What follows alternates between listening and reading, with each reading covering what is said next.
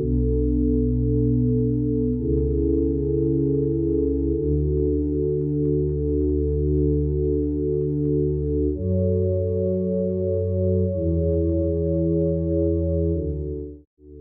not against making life look great and, enjoy it, but let's ask some more questions. Hi guys, I'm in Federation Square in Melbourne, and we're at a beautiful art gallery called No Vacancy, who've kindly let us sit in here and do our quick interview.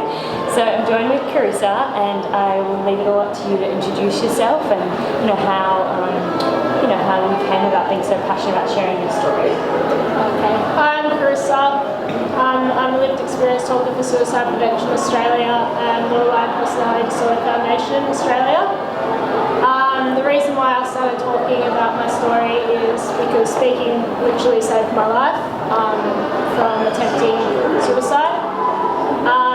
I feel like when people open up and speak about it, it helps others as well as themselves to feel normal in society. So that's why I started talking. And it's so good. I've seen some of Carissa's work, and you're such a strong, powerful voice, and I know that would have come with a lot of pain, and you're doing an amazing job. So I guess one thing would be to others that wanted to also share their story and maybe get involved in some of the things you do.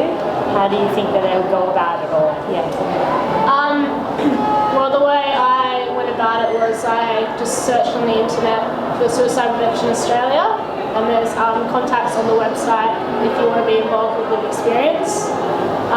Also there's other foundations such as Roses in the Ocean, which two of the founders of that actually run the workshops for the speaking. It's just mainly just going on to the internet and social media, because our world is pretty much dominated by social media. So there's a range of things that you can do to help. And one thing that I love is that despite having been labelled with something, it doesn't mean that it changes who you are. And I see this being such a beautiful, caring person, and it's so nice to just connect, to know that despite whatever anyone goes through, you're still all human at the end of the day. So on that note, one thing that we like to ask is maybe what was the worst day that you experienced, and how did you overcome that? What made you feel better? I actually didn't have a day. I had a stage of about 2 weeks where I wasn't okay at all. I had the police visit my house 3 times with 2 weeks because of my ideation. What made me overcome it is my friends. I had to reach out to them, even if they weren't understanding what was going on at the time. But they're the ones that made the phone calls, and they're the ones that made sure I was safe. I guess you just kind of got to let yourself feel it as well, and don't block it out. And you're still, at the end of the day, I'm still me. And I hope people can separate the person that they know from the actual illness.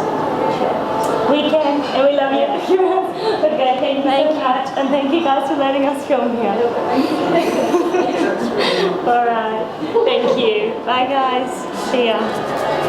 If this has triggered anyone to feel uneasy or unsafe, please visit zottiedottie.com. There's a list of resources there that can help you. Thanks.